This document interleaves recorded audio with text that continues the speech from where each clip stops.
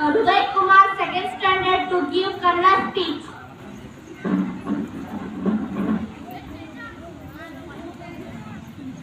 ಎಲ್ಲರಿಗೂ ಶುಭೋದಯ.